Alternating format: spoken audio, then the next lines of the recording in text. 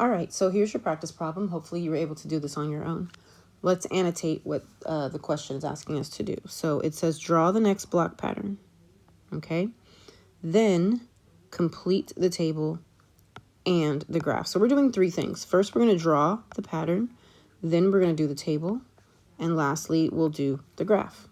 So let's see what we need to draw. So I see this first block pattern just has one block.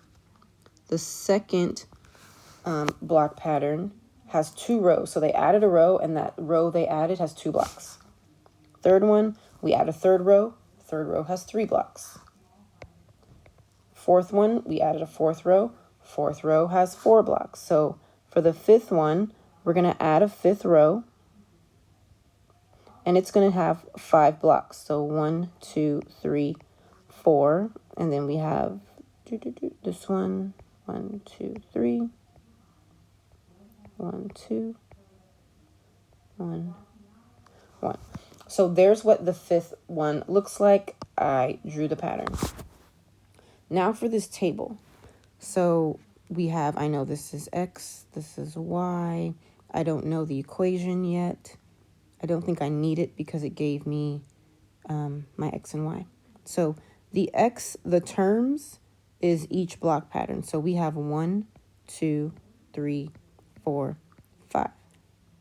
So we're going to skip over. We don't need to do the middle. We don't know the equation. That's okay, but we have the number of blocks. So the first term has 1 block in it. The second term here has 3 blocks in it. And then 3, 5, 6. And then 10. And then 15. Okay, so I've completed my table. Now I need to graph it. So let's see. 1. Oh, notice how Y is not counting by 1, but it's counting by 2. So to get to the point 1, 1, I go over 1 and I go up just halfway because that's where 1 would be. Then I have 2, 3. So again, over to 2. 3 is in between 2 and 4. 3, 6. Okay, that's on a point. 4, 10 is on a point. And 5, 15 is in between 14 and 16. So if you're looking carefully, if you drew this accurately, this is not a straight line, right? Because if this were a straight line, for each time we went down, we would have done the same thing. But we didn't, because first we added 2, then we added 3, then we added 4, then we added 5. So this will not be a straight line because we did something different. So this is actually making a U shape,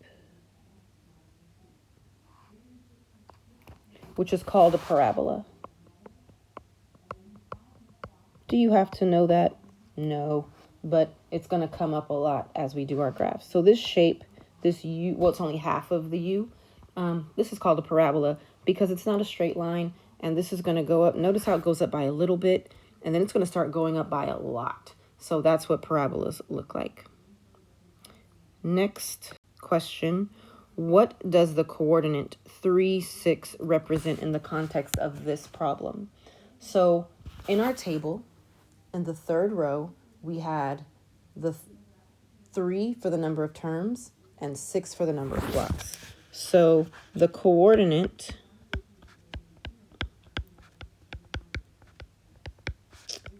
(3, 6) means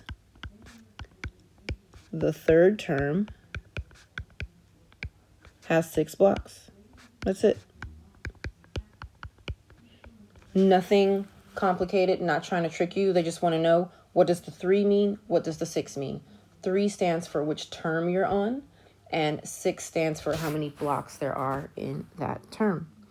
This is it for the lesson part. Now it's time for you to do your exit ticket.